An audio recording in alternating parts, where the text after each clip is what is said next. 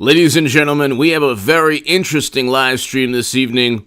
We're going to talk about all the reasons why President Trump should become Speaker of the House, and we're going to talk about why media is petrified, why Democrats do not want Trump as Speaker of the House. Hit subscribe to this channel right now. We're almost at 185,000 subs. Read my Federalist article. It's in the pinned comment. You will love it, and it explains why, unfortunately, we're heading towards a stock market crash. So I explained that in the Federalist. I was published the other day. Please share that everywhere. The article is Why Are Democrats Hurdling the U.S. Towards a Stock Market Crash? And I think you'll enjoy the article. Share it everywhere, please. Subscribe also to the Stock Market Crash channel. That's my other channel. And I talk about, really quickly, you can look every economic indicator, aside from aggregate GDP, every economic indicator points to a financial catastrophe and a stock market crash that Biden and Democrats and media are completely oblivious to. But you can look at consumer sentiment is at a decade's low. So U.S. consumer sentiment slips to near decades low.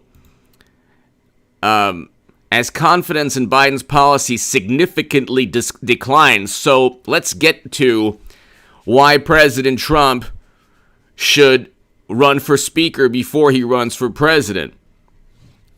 You have Nancy Pelosi as Speaker of the House. Let's just start there. To my super chat, by the way, I can't do this without you, ladies and gentlemen. So to my super chat, your support is greatly, greatly appreciated. I literally can't do these live streams without your support, so thank you.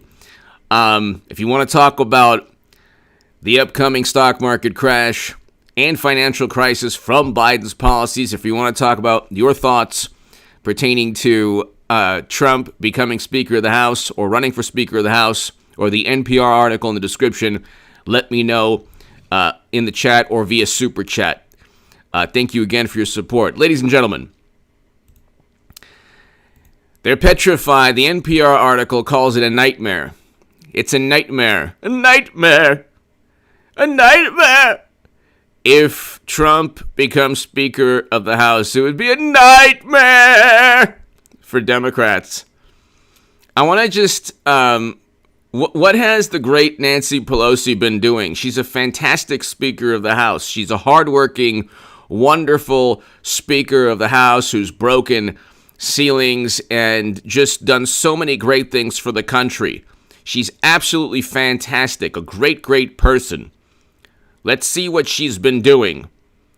You can go to her Twitter page 6 hours ago. Yesterday, I was proud to join HUD Secretary and San Francisco Mayor, who, by the way, broke protocols, and Lieutenant Governor at the Hope San Francisco Sunnydale site to promote critical provisions in the Build Back Better Act that tackle housing equity. Okay, so here she is walking with other people. Fantastic. Trump can do that, no problem. What's the big deal here? October 15th. Today, thanks to POTUS and House Democrats, families are getting their fourth payment of life-changing Biden child tax credit. You're raising taxes on corporations. The National Association of Manufacturers says that about 1 million jobs are going to be lost in 2 years. About 1 million jobs are going to be lost in 2 years, but who's counting? Corporate taxes are going to go from 21 to 28%. And do you think corporations are going to maybe pass along that tax to the consumers and maybe stop hiring? That's what the National Association of Manufacturers have stated in an economic study from two economists. The Build Back Better is opposed, or the whatever Build Back Better means. Has to be the dumbest slogan or political phrase, but the National Association of Manufacturers is against the infrastructure bill. In addition to the National Association of Manufacturers, the Business Roundtable is against the infrastructure bill, and the U.S. Chamber of Commerce is against the infrastructure bill, specifically the tax increases, because they think it's going to hurt business.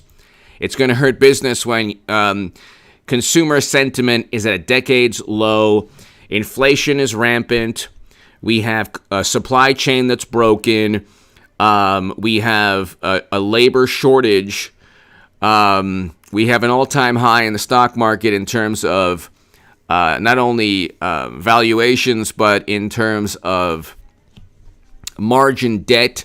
We have a derivatives nightmare that's going to implode the stock market and cause a financial crisis that I talk about in my Federalist article. We have food prices at record highs. We have food shortages. There are schools that aren't feeding their students. Let's see. We have cargo and container ships that have been out anchored at sea for, 3 weeks. The average wait time is 2 to 3 weeks. And of course, you do have perishables on those ships, and they're perishing. That's why the word's called perishables, because the food is perishing on board those ships. And then there's the environmental nightmare or catastrophe of the ships leaking oil and polluting the waters. But again, it's all about feeling good. Anyway, she was, October 15th, she was thanking the Biden administration. October 15th, also, she joined Senator Padilla and local climate leaders as natural gas doubles in price. And oil might hit at $100 per barrel. So you have... Oh, by the way, Eric, H526, Luke St. Martin, thank you very much, gentlemen. David, hello. Everyone here, hello. Everyone subscribe to Eric's YouTube channel and his Odyssey channel right now, ladies and gentlemen. Thank you. So October 15th, I'm just going through this, they say that it's so difficult. The man was president. He negotiated everything from the Doha Agreement to the Abraham Accords. We had record low unemployment. We had hundreds of thousands of manufacturing jobs created. He was a good president. The apoplectic, hysterical meltdown, the absolute white-hot, steaming contempt and disdain that was so intense. It was like this fine mist of liberal and never Trump hysteria that shouldn't overshadow the fact that he was a very good president. The economy worked for everyone, and we were breaking records or meeting records. We had record low unemployment, and you cannot blame 2020 on Trump, because Democrats, media, and the wonderful experts, who, by the way, Sweden and South Korea have better experts than we do. They did not end all economic activity like we did, and they are not experiencing the economic repercussions or the health issues that we've experienced in this country. Anyway, so their leaders are their authorities and experts are a lot smarter than ours. And a lot more educated, apparently. But anyway, and possess a great deal more wisdom. We know that. That's without a doubt. But anyway, let's get back to Trump and Pelosi. Why can't Trump become Speaker of the House? The rebuttal from Democrats is that, well, it requires him to do work. It's like, well, he was doing work as president, you imbeciles. You were doing work trying to resist him and set him up and frame him. Notice how there's no resistance for Biden. Mashed potato brains doesn't have a resistance. Why is that? Because you cannot resist, ladies and gentlemen, you can't resist an economy that's going in the tank right now with inflation running rampant and job creation. We've missed the estimate for job creation. It was a 300,000 job miss. So we missed estimates, and by 300,000 jobs, and there were a record number of jobs that where people just quit their work. Why? Because 22 million people were displaced, and I explained this in my Federalist article, from jobs that they had. Businesses are no longer in existence now because of our completely irrational reaction to a serious crisis.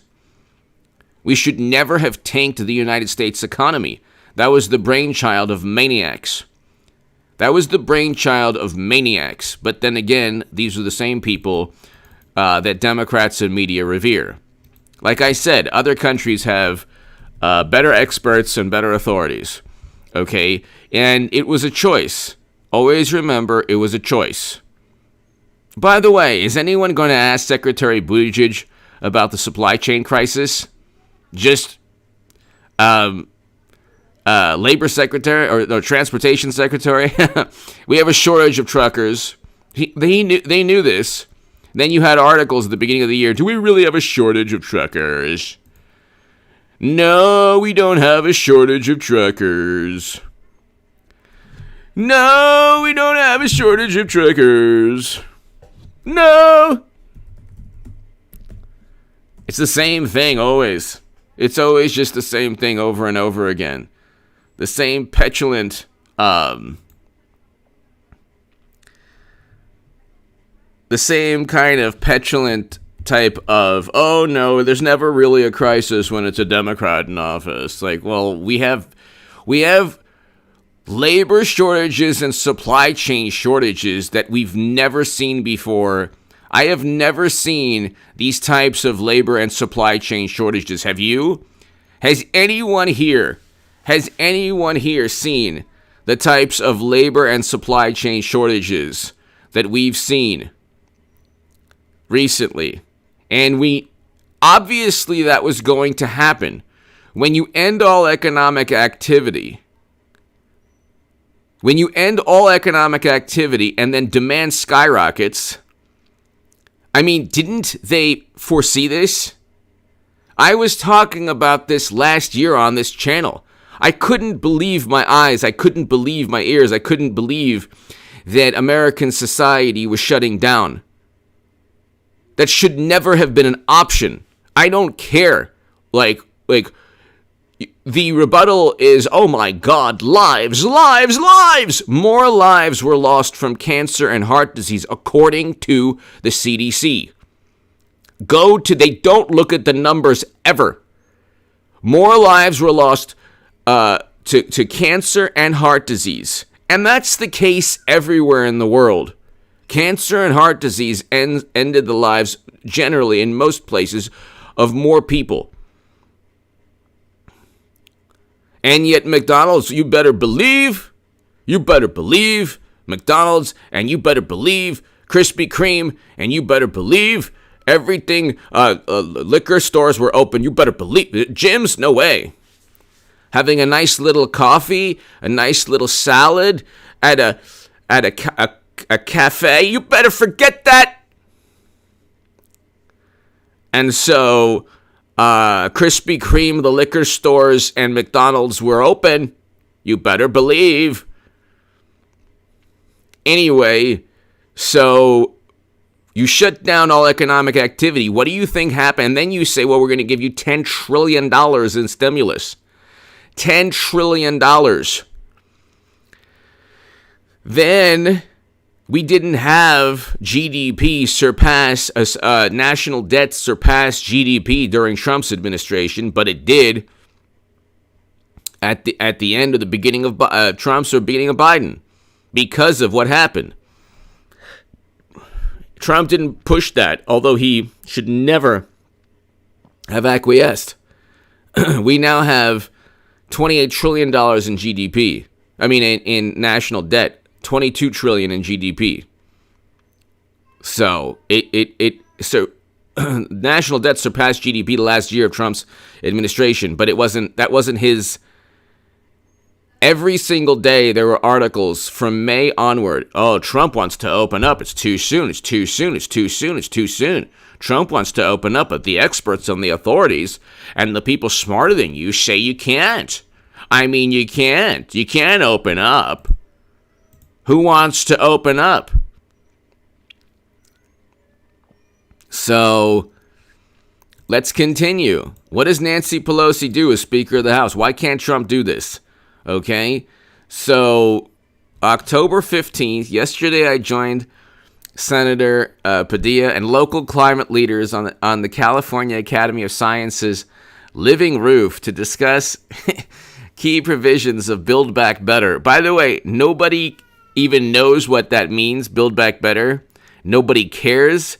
Even Democrats don't. It's the dumbest thing in the world. It's kind of like Make America Great Again, but that it doesn't mean anything. At least Make America Great Again, you know what it means. You want to make the country great again. What does Build Back Better mean? I'm going to build back. What does Build Back Better? What does it mean? What does that even mean? And so, tackle the climate crisis, create jobs, promote environmental injustice, and invest in our. This is hilarious. She wants to promote environmental injustice and invest in our clean energy future. Okay, what does that even mean? What does that even mean? It's like, she wants to, wait, she wants to promote environmental injustice? Did anybody even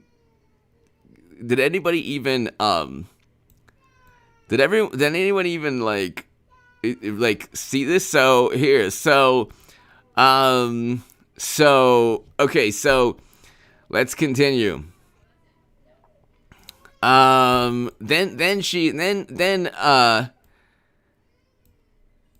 Then it's like, okay. Then she says, okay, promote environmental injustice and invest in our clean energy future. All right. Then Nancy Pelosi, October 15th, congrats to the San Francisco Giants on a thrilling season despite the tough ending, and the Dodgers for your win. Okay. Okay. Representative Jimmy Gomez, your chocolate is coming. Okay. Oh my God, this is so difficult. Trump can't send chocolate ice cream. All right. And so I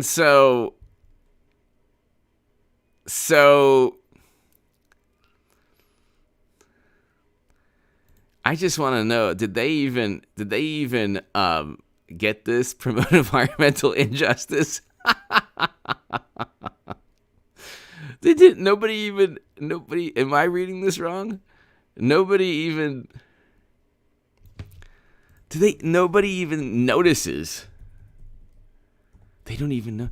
Promote environmental injustice and invest in our clean. Okay, so this is hilarious. All right. So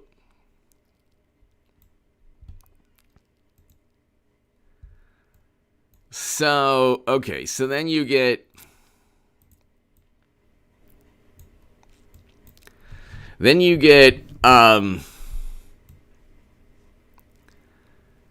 Nancy Pelosi. Today is the day, Game 5, October 14th. This is like the timeline of a person that's just like, like not in government. She's just going places and, okay, it's fine. Why can't Trump do this? I understand you have to, what, tell me, we'll get to the political aspect of the job description in a moment, which is even easier for Trump. And the easiest for Nancy Pelosi. The Democratic Party runs on its own. It's like a finely tuned political machine. Anyone who falls out of line, well, Manchin and Sinema are interesting. So they're very interesting. They have unique. Manchin and Sinema are both very unique. They're both in traditionally red states, so they can actually do what they're doing without experiencing the wrath of Pelosi's wrath, Nancy Pelosi. But generally, if it's Tulsi Gabbard, you're a Russian operative. If it's a Bernie Sanders, you're a Russian operative. If you fall out of line. If you're Bernie Sanders, you will get cheated in a primary. AOC, Bernie, and the handful of progressive people in Congress are there simply to funnel votes back into the Democratic Party. It is a racket. So, Sparky, thank you. Lisa Burkett, Marxism. Yep. Well, Democrats love government spending without addressing poverty or the wealth inequality that they sometimes address for political gain, but help promote. J.R. H.A., you should be on the Jimmy Dore Show and call out horrible reporting, MSM, and other trash articles. I would love to. J.R., one of these days I'd love to. If anybody, so my official email is contactgoodman78@gmail.com. So that would be wonderful. J.R., thank you, J.R. Greatly appreciated. I hope all is well. J.R., thank you. Lisa, thank you so very much for starting it off. People, I can't do this without you. Thank you so much. J.R., Lisa Burkett, thank you so much. Yeah, I mean, you look at, we can just go through the timeline, JR and Lisa and everybody here. Nancy Pelosi, October 14th, join a whole bunch of Democrats for an event on critical provisions in the Build Back Better Act to tackle climate crisis, create jobs, create jobs. Who believes this?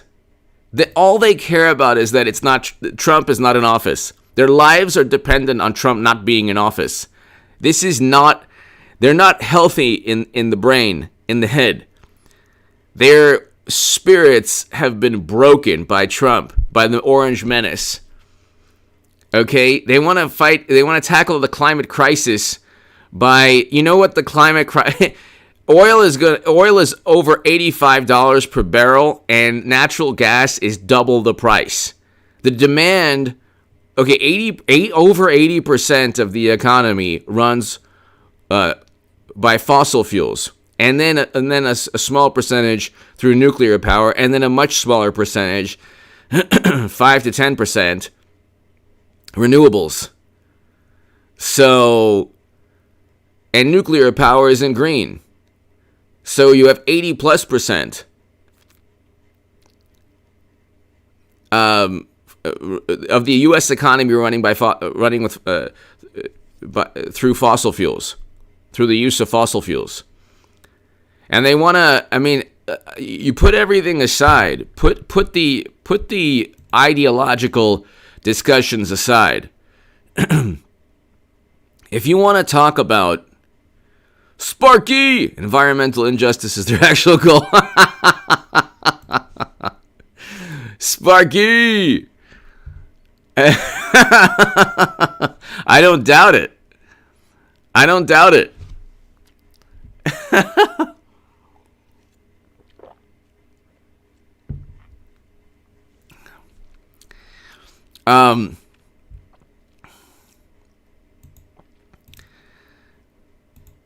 Put aside any ideological discussion about raising taxes or climate change. Climate change is a very important issue. I agree with that. I think it should be tackled and addressed. I don't think, however, so if anyone ever tries to disparage me, which almost certainly will happen in the future, which I don't care, because I have a rebuttal for everything. If anyone tries to say, well, H.A. Goodman tried to downplay climate change. No, I didn't. I believe it's a serious issue that needs to be addressed. It shouldn't be the number one focus when you've tanked your entire economy and you're trying to rebound. And you know that 80% to 90% of your economy runs off fossil fuels, and the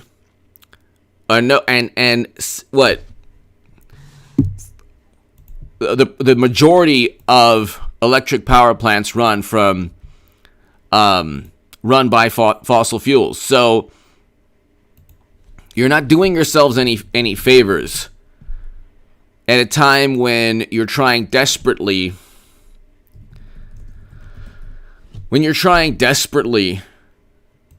to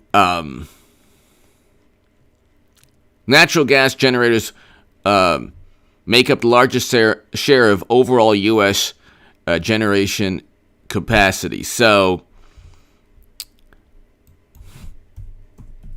everything from electricity to plastics is linked to fossil fuels. Okay? Everything from electricity to plastics. And most of the things you encounter every single day in your life are linked in some manner to fossil fuels. Natural gas, 40% of electric power plants. Coal is 20%, and then nuclear energy is 20%, and then renewables is 20%. So 80% is either fossil fuels, 60% fossil fuels, 20% nuclear energy, and that's not really green, and renewables is only 20%. And it's 2021, okay? And they say, well, renewables are, there's a greater share of renewables than ever. Yeah, that's true. Still, you still have 80% of the economy and 60 to 80% of electric power plants and electricity in the United States from fossil fuels and nuclear energy, and 80% of the economy running on fossil fuels and natural gas to heat your homes. So it's not like, here's the thing, like, this isn't rocket science. Yes, it's when you buy a Tesla, or when you say, oh, I'm going to do this for the planet. I wrote a Federalist article, the first one I wrote, about cobalt, lithium. All of these metals are mined in places where indigenous people suffer trying to extract these metals. Okay? I wrote an article, How the Green New Deal Would Exploit Poverty-Stricken People Across the Globe. You can go to my Federalist website, my author page on the Federalist. You can go to my website, hagoodman.com. Lithium is mined in the Congo, cobalt. Okay, 60% of the world's cobalt is in the DRC in the Congo, and it's very dangerous to mine these metals. Okay, there's practically zero safety standards. There's abysmal conditions. Tunnel collapses take place. Alarming radioactivity levels in mining regions. So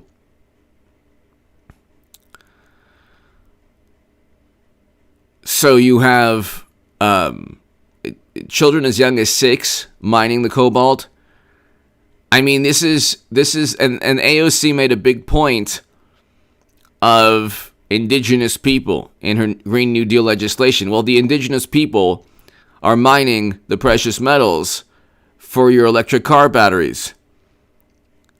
But see, again, like Democrats, the morally superior, oftentimes apoplectic, but always morally superior liberal and never Trump conservative, don't realize any of this, and they don't care. They want to feel good about themselves. Lithium is mined by indigenous communities as well, in addition to cobalt. And nickel is also mined. So you have cobalt, lithium, nickel.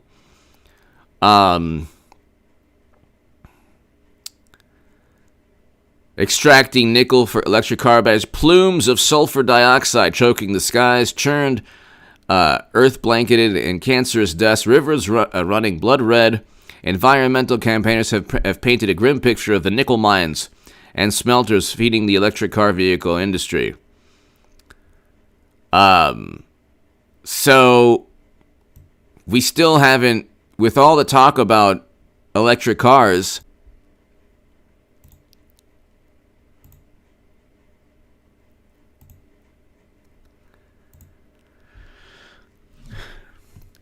and Miss Sharon 3355, hello. Thank you so very much, Miss Sharon 3355. Thank you so very much for joining. Sparky, if human influence climate change is a threat, why does NOAA and NASA fraudulently alter historical climate data to support that narrative? Sparky, thank you so very much.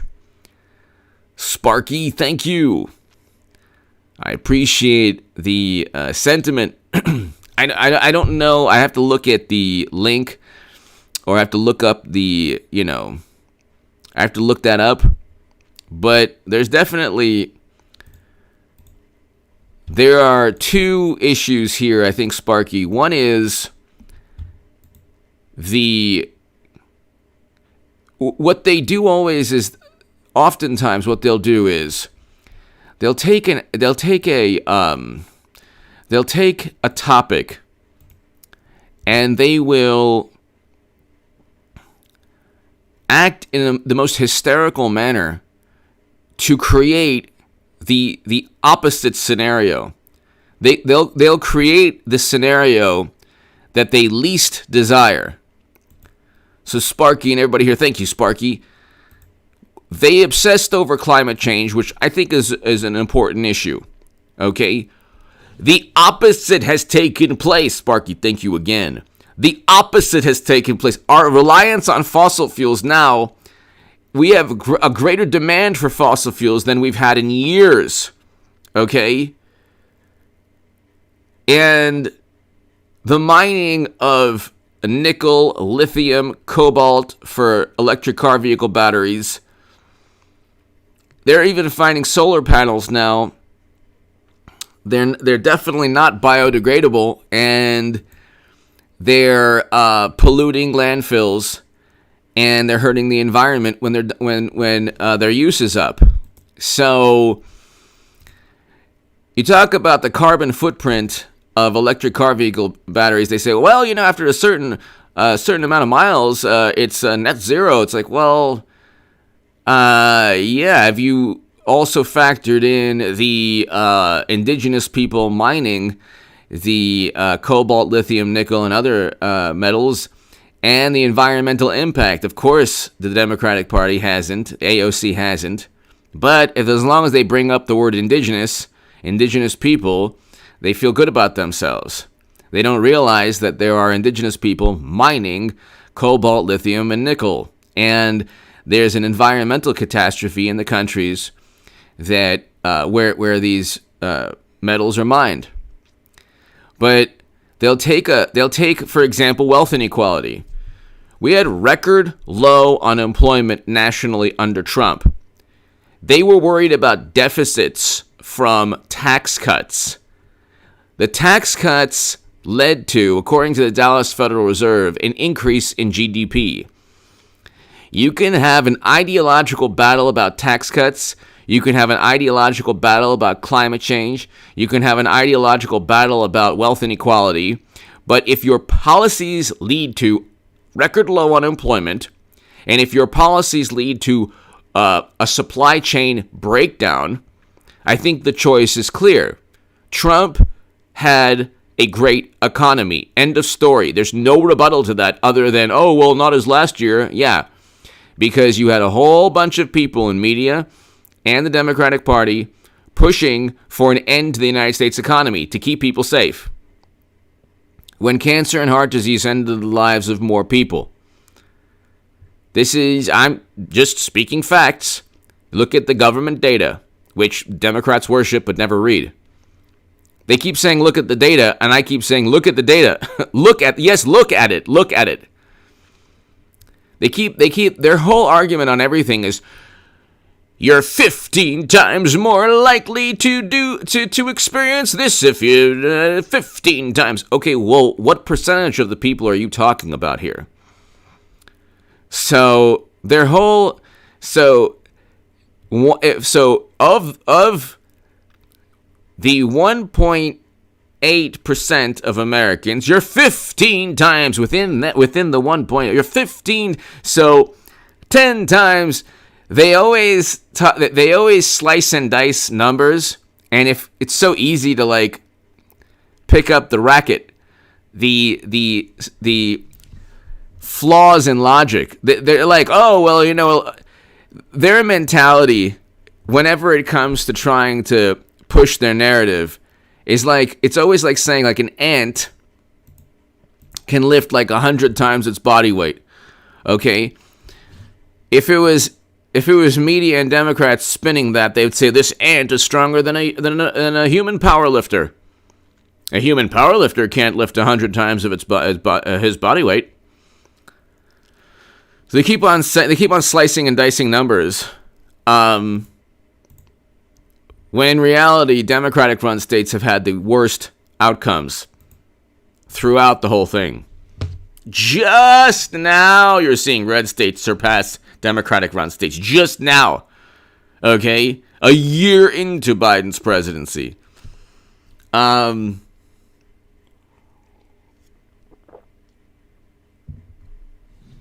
And they think that's like a source of pride for them. They don't realize they gave Andrew Cuomo an Emmy.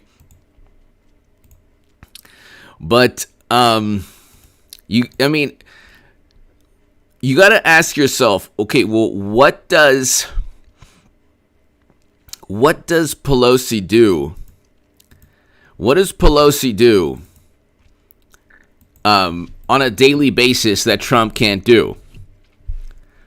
What is it that Nancy Pelosi does? They said, oh, well, he'll have to work now. He'll have to work now. And it's like, if he becomes Speaker of the House, he'll actually have to do work. Are you kidding me? What do you mean he'll actually have to do work? He was working for 4 years. They never gave him... He was the first president to step foot in North Korea, to start a détente between North and South Korea. President Moon Jae-in of South Korea stated Trump deserved the Nobel Peace Prize. He negotiated the Doha Agreement, which was a blueprint for us to get out without the atrocities that Biden caused. There was at no point within the Doha, there's no part of the Doha Agreement that says utilize the T-ban, we'll call them the T-ban, as security. You would have to be a complete and utter imbecile to utilize the T-ban as security. Utilizing the T-ban as security around the airport is the reason why Biden is directly to blame for 13 American lives lost and 169 Afghans, their lives lost. You utilized your adversary, your mortal enemy, as security. What do you think was going to happen? We were battling them for 20 years. What do you think was going to happen? Bumbling Blinken and mashed potato brains president? And you gave them, to top that off, you gave them names of Americans. So there you go. I mean, the level of incompetence is historic, biblical. I don't even know when there's a stock market crash and a financial crisis, and there will be, unfortunately. We have a financial crisis now, and we're supposed to be on the upswing. There's going to be a stock market crash, unfortunately, and it will be because of Democratic Party policies and the incompetence and the cowardice of never Trump Republicans who just go along with everything because they don't like Trump's personality. Even though Kinzinger and Cheney voted alongside Trump 90% of the time in Congress, according to 538's vote tracker. So they love all the good things that Trump presides over. They love all the things that Trump, that all the accomplishments or the policies, but they don't like his personality. So you didn't get any pushback last year. You didn't get any pushback last year or a rebuttal from Mitt Romney, from Mittens, who was saying, hey, you can't tank the United States economy. Who was saying that? Well, it was Trump. Trump was saying that. He was saying you can't do that. I mean, you can't tank the United States economy. You can't do that.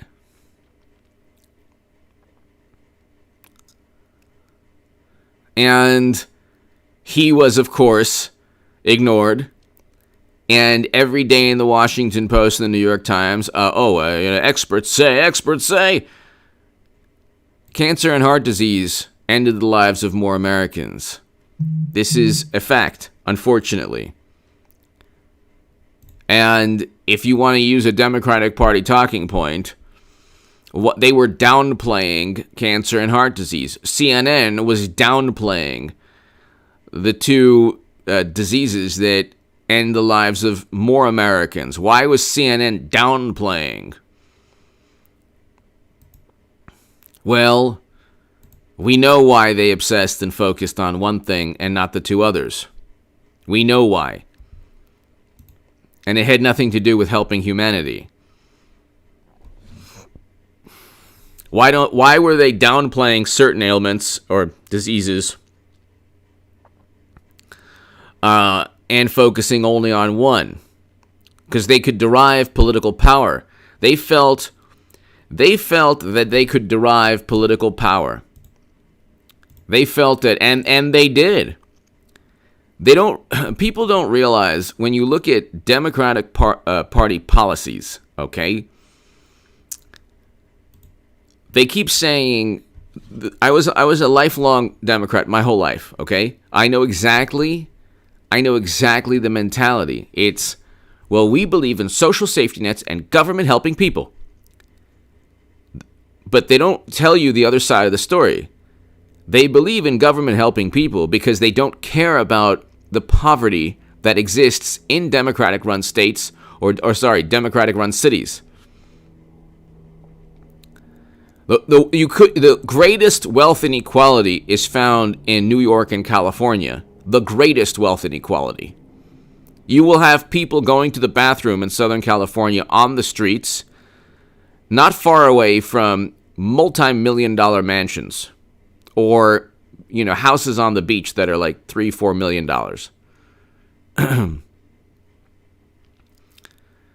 There are beautiful homes on the beach that are $3 million homes. And a couple blocks away, you will see homeless people using the restroom on the street. And that's perfectly fine for the morally superior liberal. They don't care. They just don't care. They know it's happening. Like, oh well. They would rather see that than Trump's tweets. That is the mindset. The mindset is, well, we're fixing the problem, but at least we're nice. All they care about, and then they think they're the nicest people on the planet. These are the same people who disown friends, lifelong friends and family, because they don't agree with them politically. You talk about a cult. Like, the cult is, when Kinzinger shared that little letter, see, they're always guilty. That side is always accusing others of what they're guilty of. For every conservative that doesn't, or for every Trump voter that doesn't speak to a Biden voter, which is very rare, there's like 10 or 20 Democrats, apoplectic, morally superior Democrats who can't speak to lifelong friends because their spirits are broken from Trump, the Orange Menace. These people are complete imbeciles. These are the same people who think it's immoral to vote for President Trump when he did so many moral things, like allocate more funding to historically black colleges and universities than any president ever, and make the funding permanent. Democrats didn't do that. Why? Then you have the Doha Agreement, which reversed U.S. foreign policy that Biden completely botched and failed at. Then you had record low unemployment. We had job creation that was beating estimates. We had hundreds of thousands of manufacturing jobs. Sparky! France has used Generation 3 nuclear power for decades without issue. It won't melt down. Generation 4 won't melt down. Is even safer. It also eats nuclear waste. Nice. Nuclear energy, like you said, not the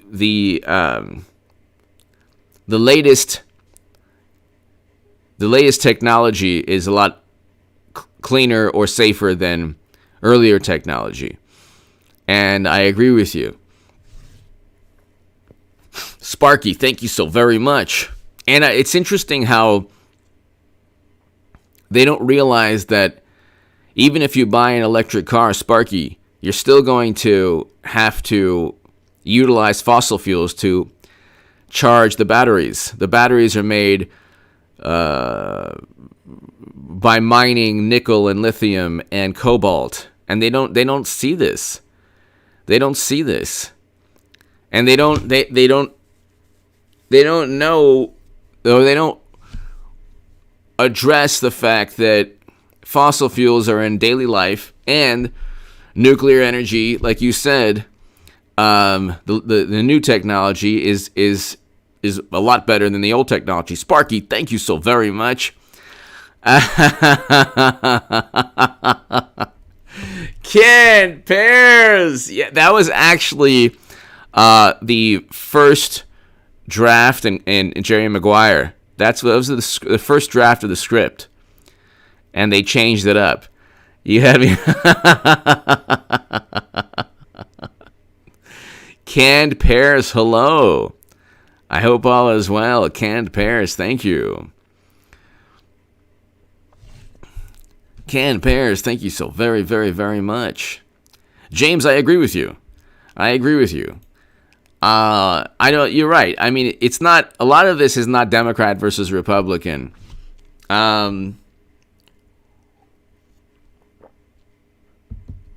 Although I do think Trump represents a third party. I think that Trump represents a third party. They keep saying, like, why don't we have a third party? We do. It's called Trump. Because you have never Trumpers who want to start a third party. And my question is, the Libertarian Party, they got votes last year. What happened to the Green Party? So it's interesting how, like, I don't even want to bring it up. My whole thing is, if you're a libertarian, you have a lot more, like Trump gave you a lot more in terms of policies. Anti-interventionist. We can go on. A focus on, greater focus on economics and job creation and freedom than Democrats, who want to control every aspect of your life, every single, except they don't want you to, we don't want to get into it, whatever. So I don't understand that. Like, I understand a Green Party for the Democratic Party, because Democrats are not. Bernie Sanders is a Green Party candidate. It took me 5 years to realize this. When I should have just realized it 5 years ago, 6 years ago. Bernie is a Green Party. He's not a Democrat. He's certainly not an independent. There's nothing independent about him. Jordan! Jordan Weinberg! Jordan! Thank you, Jordan. I hope all is well. Hope you're having a great Saturday evening, Jordan Weinberg. Thank you so very much for your support, Jordan. Thank you so very much. I hope all is well. Hope you're having a great evening, Jordan. Thank you. Sparky! Fukushima's Generation 1 reactor was obsolete when GE tricked them into buying it in the late 1960s. Wow. Wow. I didn't know that. I didn't think about that, Sparky. Thank you. I'm going to have to... I have the most amazing viewers, Sparky, Jordan, everybody here, and you guys make me think. So I am going to...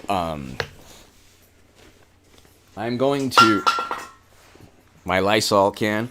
I'm going to do some more research on that. So, thank you for that, Sparky. Yeah, I mean, what I don't understand, Sparky, is...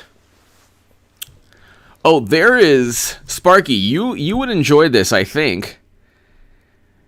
There is a profile. I'm not on Twitter, but you don't have to be on Twitter to see, like, you know, what people are saying, who they are, what they're, you know. So I watch a lot of these economists, and there's actually an author, a philosopher, an energy expert, author, New York Times bestseller.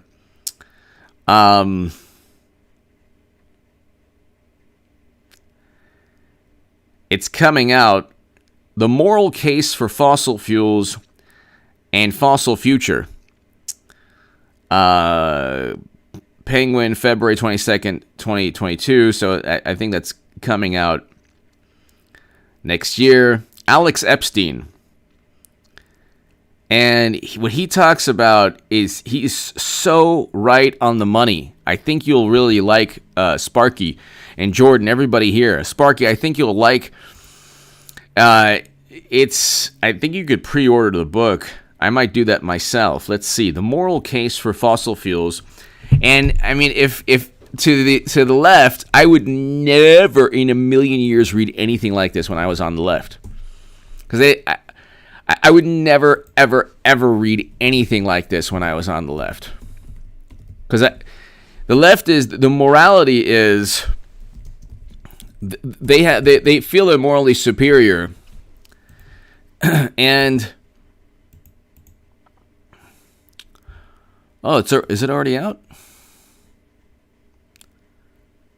Oh, it's already out. You can. It's number one in. Okay, so I am going to get the book. I'm going to get this book right now. Right after this, I'll go on Amazon and get the book. The Moral Case, 2014. It was written in 2014. Oh my God! What am I not? Oh, okay. Maybe this is the new book is The Moral Case for Fossil Fuels and Fossil Future. This book is The Moral Case for Fossil Fuels. Alex Epstein, illustrated November 13, 2014. So,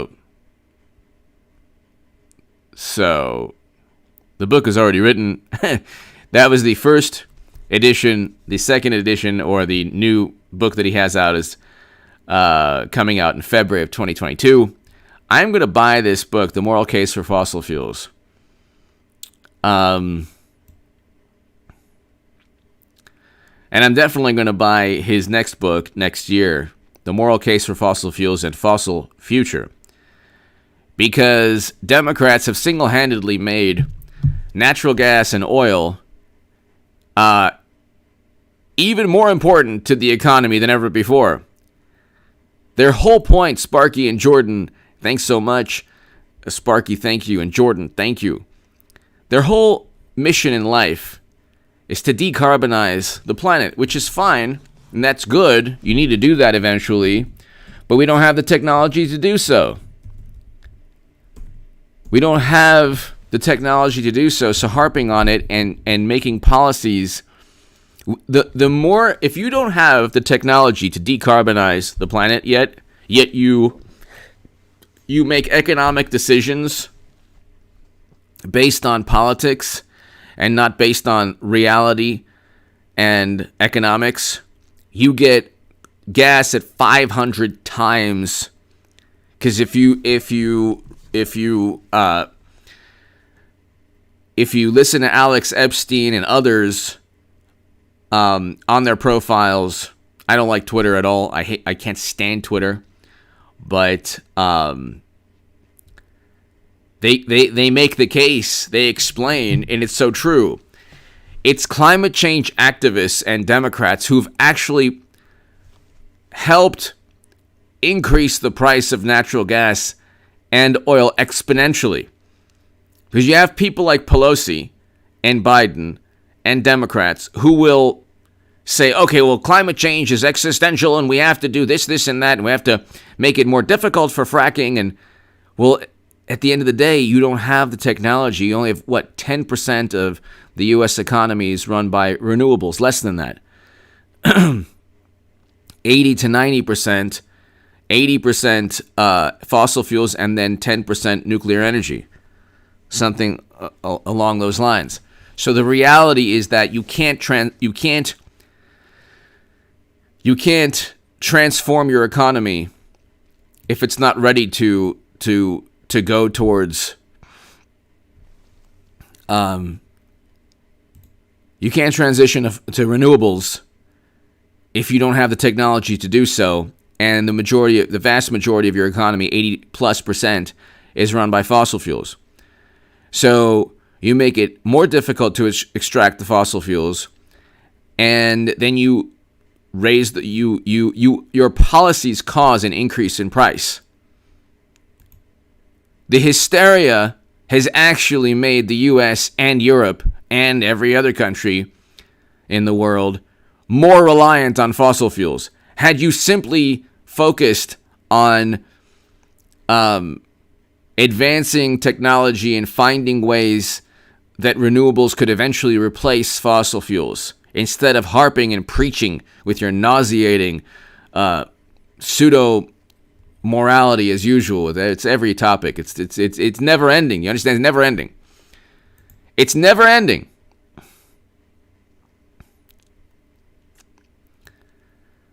So, Jordan, thank you so very much. Sparky, thank you so very much. Then you like net zero emissions. How are you going to get to net zero emissions if we can't even get out of our economic self-induced catastrophe without oil being approaching $100 a barrel?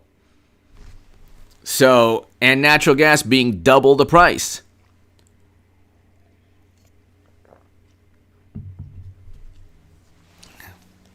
Traditional energy sources are more expensive now. There's a greater demand. It's not like you would think there would be less demand. If they were right, there should be less demand for fossil fuels. There's a greater demand for fossil fuels because of their policies. They literally do everything they literally do everything in the opposite manner. They achieve the opposite of what they aim to achieve. So they give Andrew Cuomo an Emmy. Their entire lives can be summed up by Andrew Cuomo getting an Emmy. That's it. That's what the left is about. The Cuomo Emmy. And then they took it back. Oh no. They took his Emmy back. You're not getting my Emmy.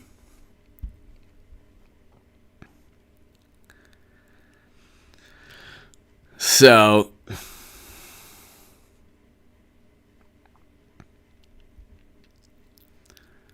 it's pretty unbelievable. But I mean, the NPR article says it would be a nightmare. No, it wouldn't be a nightmare. It would be fantastic. It would be fantastic.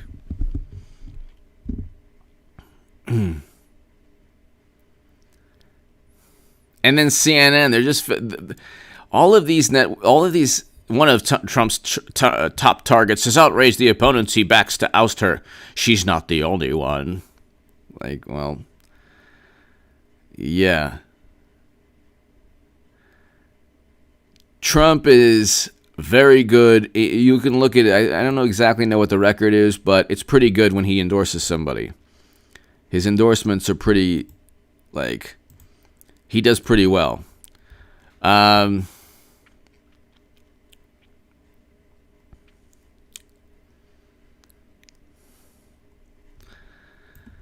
It's actually a beautiful day when you type in Trump. There's the Speaker of the House article, and Trump supporters create a car parade in Steubenville. Adam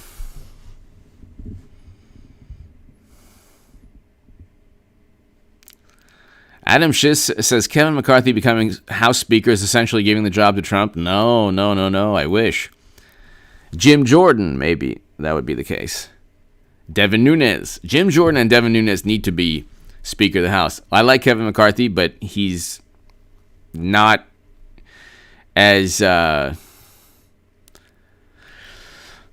think Devin Nunes and Jim Jordan would be much better. Just the idea of House Speaker Trump could be a dream or a nightmare for each party. It wouldn't be a dream for Democrats, because he would also get to investigate Democrats. Yes. That gets to the other. Payback is a you-know-what. You know how Democrats investigated him? Sparky! Safe nuclear reactors have existed almost from the beginning, but they didn't produce nuclear material as a sideline for the Cold War. Thank you, Sparky. Yes, thank you. Paul, hello, Paul. Thank you for being a member. Sparky, thank you. I have to look in. You've given me a lot of reasons to do some more research on nuclear energy. This is something, like I said, if you're on the left, your whole life, you never really you get into this. There's this paradigm of thought. Everything is based on a vapid type of moral view of things. Fossil fuels to the left, many people, it's just evil, and that's it.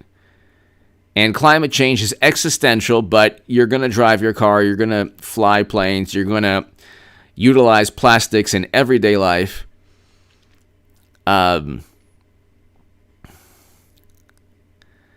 And like, if you like natural gas, people don't know this. Plastics are produced from natural gas. Feedstocks derive from natural gas processing, and feedstocks derive from crude oil refining. So, what percentage of climate activists know this?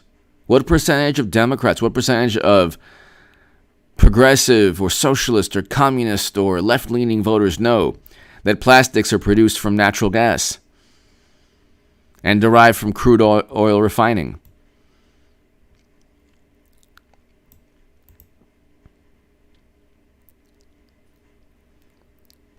So,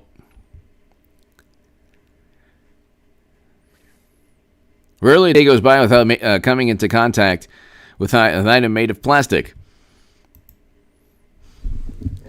We see it all around in everything from food packaging, medical equipment, furniture and vehicles, to toys, computers, and clothing.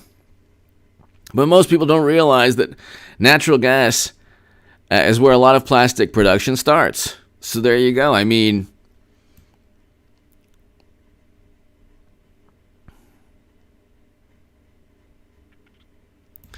the first stop in the processing of plastic from natural gas is the cracker plant. Crackers turn either naphtha, a crude oil-based product, or ethane, a natural gas liquid, into ethylene, a starting point for a variety of chemical products. In parts of the wet gas-rich Marcellus and Utica shales, ethane is significantly cheaper than naphtha. Okay, so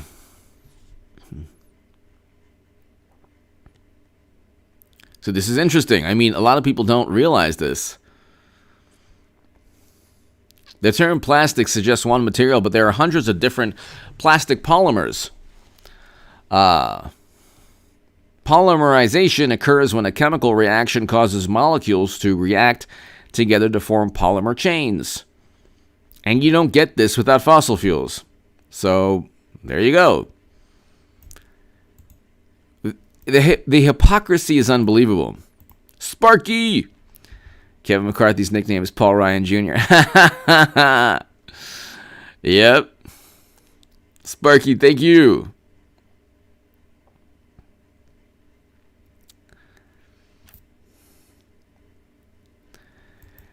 It's interesting because Chris Hayes was trying to say something about Tucker Carlson the other week about hypocrisy. Well, you could do that every segment with liberal pundits. You believe climate change is an existential crisis, then stop using plastics. Just go ahead and take a stand. Stop using plastics. I mean, you could also say stop pumping your car full of gas or flying, but then they'll be like, this rebuttal is, oh my God. But then you can, plastics are derived from natural gas. Okay? And there are environmental concerns with plastics, obviously. So, again, they're not going to, AOC's Amazon account is probably tens of thousands of dollars. Probably. This is not a slight. Okay? Just saying. She kicked out Amazon from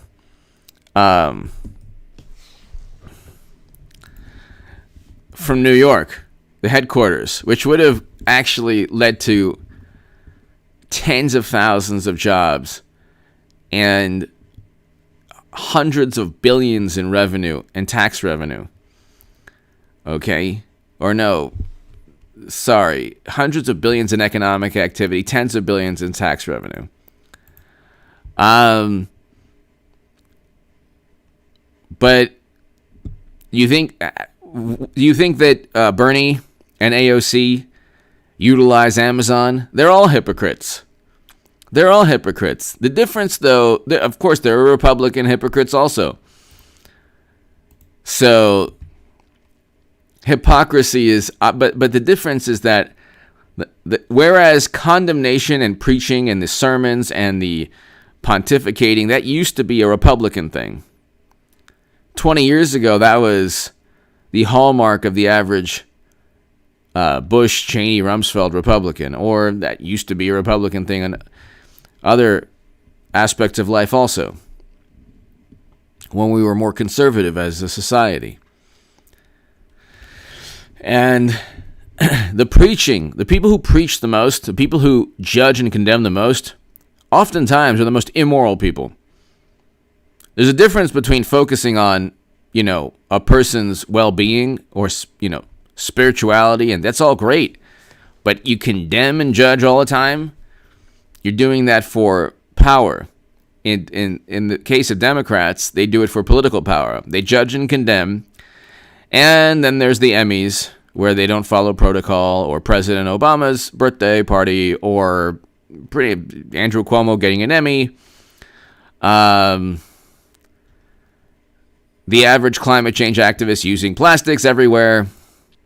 Conrad! I like this one so much I had to make sure you see it. Oil deposits are the Earth's natural batteries. They store energy. Yes, that's true. I agree with that. I agree with you, Conrad. I agree with you. Conrad, thank you so very much. I hope all is well. Yeah, and apparently it's something like, the amount of oil, they say it's running out, but it's like the opposite is true. It would take hundreds of years to even get close to running out. Conrad, thank you so very much. Ian Moyer. Ian, as always, thank you. What are the odds, in your opinion, of there being a zombie apocalypse? Ian, I'd give it 50% chance at this point a zombie might be smarter than the average politician and mainstream news anchor. Well, a zombie is definitely smarter than the average news anchor. I don't know if a zombie would be as good at raising money as a politician, but I would say probably 100% chance that they're smarter. Ian, thank you so very much. We're going, you know what? Ian, prepare for I'm prepared. Second Amendment, zombie apocalypse. Okay. I have rifles and I have pistols, and so zombie apocalypse. And I, Ian, zombie apocalypse, it's not off the table. It's not off the table. It could happen. And then you understand, Ian, they would say, this is actually great. The undead love Biden so much, they're alive again. Oh, wow, this is so amazing. Biden's so great and Trump's so mean. Ian Moyer, thank you so very, very much. Prepare for the stock market crash and possible zombie apocalypse. Conrad, thank you. Ian, thank you as always. I can't thank you enough, as always, Ian. Thank you. Sparky! Gen 4 nuclear will produce enough power for a giant Earth-wide HVAC. Instead of climate change, we'll have climate control. Just... Sparky! I'm going to look into that, Sparky. Gen 4 nuclear. Yeah. I mean, we need power. We need to live. Alex Epstein, pretty awesome. He's awesome. On a philosopher, energy expert, New York Times bestseller. So he's awesome. What did he say? I don't want to save the planet from human beings. I want to improve the planet for human beings. So it's pretty good. I agree with that. Sparky, thank you. Carl Stevens! Carl, I hope all is well. Carl, thank you. Thank you so very much, Carl. Thank you. I hope all is well. Hope you're having a great Saturday evening, Carl. Thank you so very much as always. Thank you, Carl. Thank you, everybody, to my super chat. I can't do this without you. Thank you so very much, Sparky, Ian, Carl, everyone here, Conrad, Canned Pears, one of the great names in this channel's history. Thank you.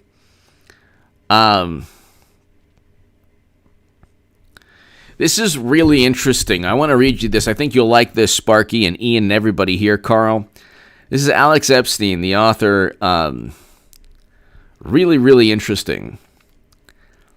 Skyrocketing. This is so... Because I was talking about this the other day, and I couldn't articulate this in the manner that he did. So, skyrocketing natural gas and coal prices are not a failure of the fossil fuel industry, but the total failure of anti-fossil fuel policies, which falsely promised that if we dramatically restricted fossil fuel energy production, green energy could easily replace it.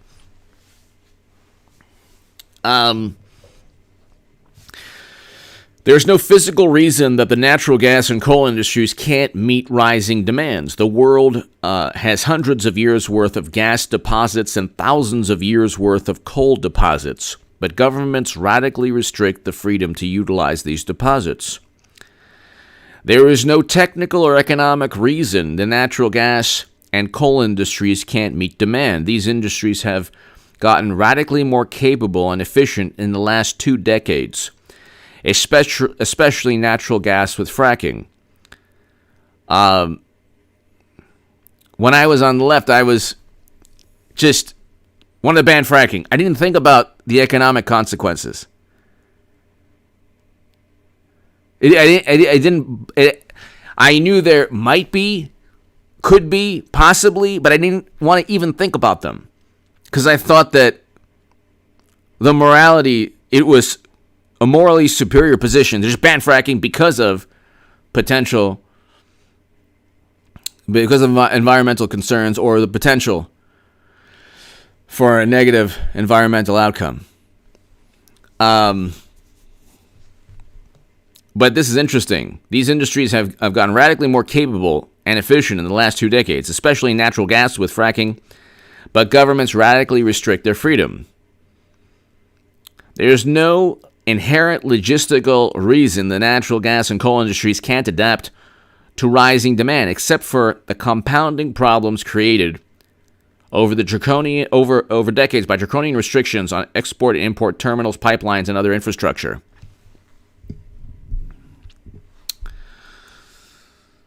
So we know that the U.S. natural gas industry has enormous untapped ability to produce natural gas, but the green policies to stop pipelines and liquefied natural gas export facilities prevent it from using that ability with the promise that solar and wind can take over.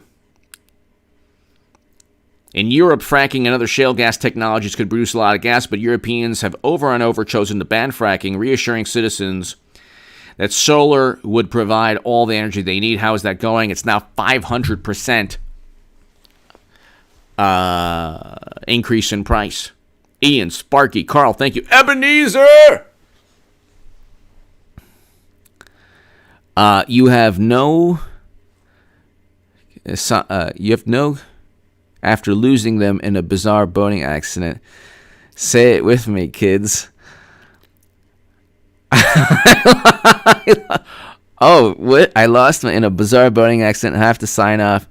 Have a great night, all. Oh, that's right. That's right. That's true. It's true.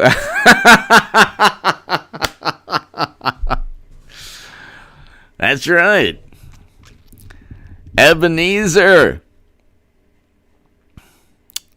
No, it's just like somewhat a public individual. I'm not, definitely 99% of people don't know who I am, which is fantastic, which is actually, I like that. But, if there was anyone, to protect myself from the people who are disturbed, the loonies, you almost have to let people understand, hey, you could protect yourself. And actually, the police told me to do that. Went to the police, Ebenezer. This is when I got a death threat, and I went to the police. The police are like, the policeman was like, yeah, what you need to do? You need to, Second Amendment. And I was like, oh, this is just slow, Ebenezer. It's this, and Ian, and everybody here, Carl, Sparky. It's a slow kind of move from the cult of the left into, oh, you mean I can protect myself? Huh. Wow. That's interesting. I mean, it's really funny too, because it's like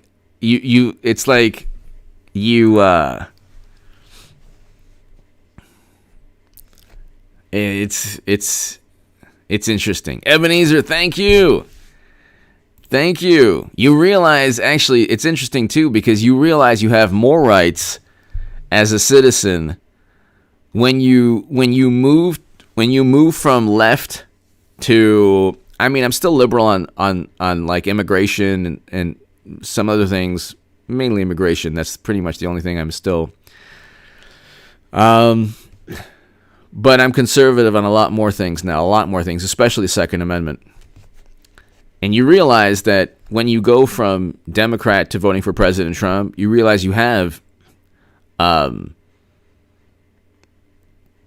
more rights than you think that you have more rights, and you should enjoy more rights as a citizen from the Bill of Rights. You actually realize that there's greater freedom than you thought. Ebenezer Adams, thank you. You have no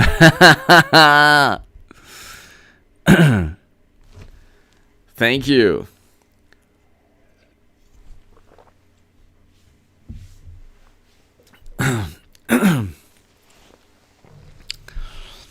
It's important also, as somebody in the public Not that like I said, 98% of people, but it's important to know that any crazy person needs to understand that I have, like any citizen of the country who takes advantage of the Second Amendment, the capability to defend myself. It's important, especially politics is like, my God, Ebenezer, everybody here.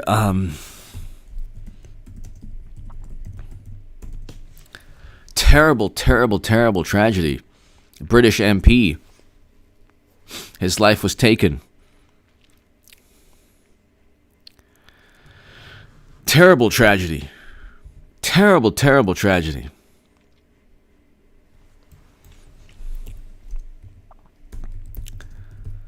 And it's interesting how you have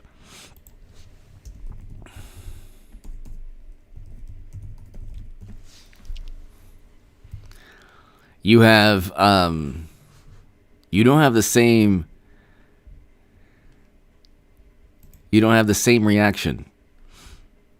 My God, terrible.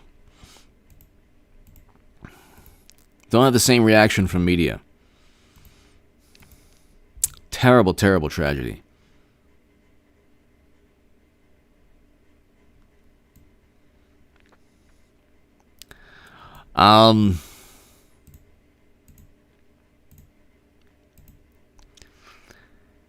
So, what does Build Back Better even mean? What does that even mean?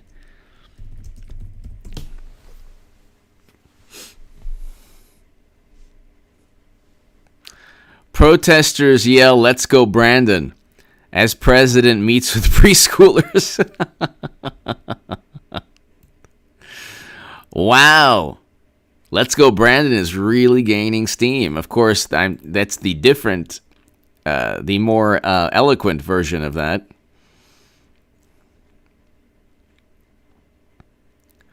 Eliza, hello. Yes.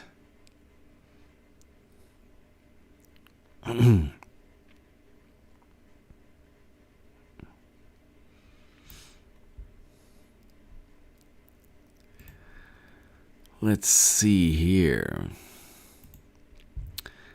Protesters yell, "Let's go, Brandon." That's hilarious. He was in Connecticut. What? Wow. When there is, unfortunately, there will be a stock market crash and it'll be devastating. 20, 30% more in a week or so. What are his poll numbers going to be then?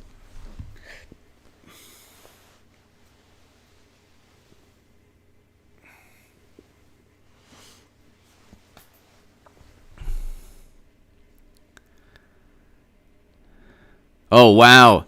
Watchdog files Hatch Act complaint against Jen Psaki over comments on Virginia governor's race. This is hilarious. They would be right. Promoting McAuliffe, who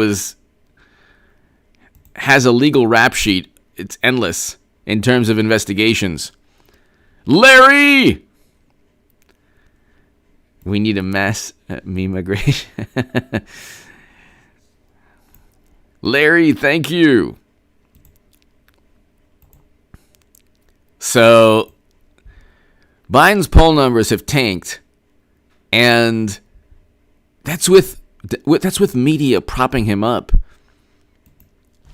I have to read you this.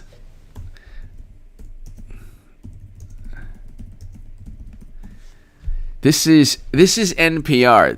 Check this out. Is there really a trucker shortage? This was in May. This is in May. And this is in May. And now we find out, of course, that there's a trucker shortage. Of course. Trucker shortage is as bad as I've ever seen. Yahoo. Of course there's a shortage, and it's really bad. So,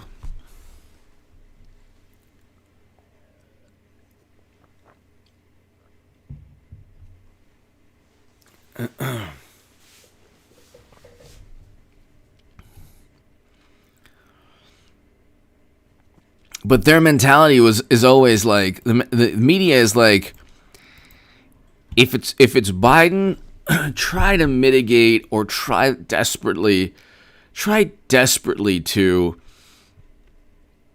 make things seem that they're not that bad, make things seem like they're not really that bad, they're actually better than people think.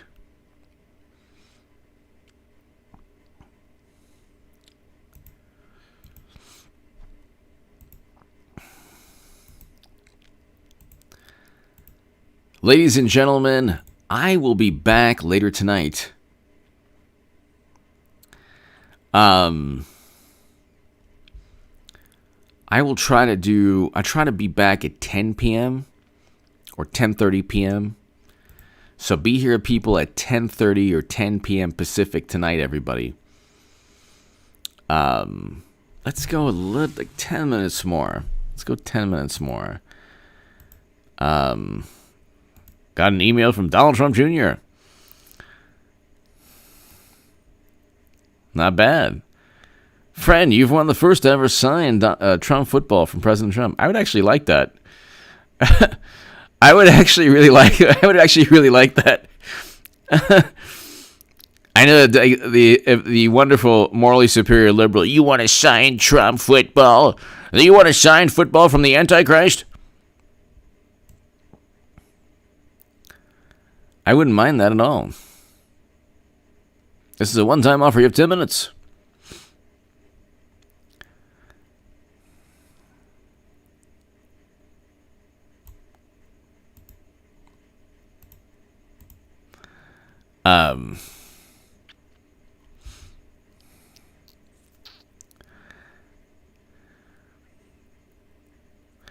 Ladies and gentlemen, thank you so very much. Be here at around 10 p.m. Pacific tonight, people. Thanks, everybody. Conrad, Sparky, Ian, Ebenezer, Ian. Thank you so much, Ebenezer. Thank you so much, everybody here. Sparky, thank you so much. Carl, Conrad, everybody here. Canned Pears.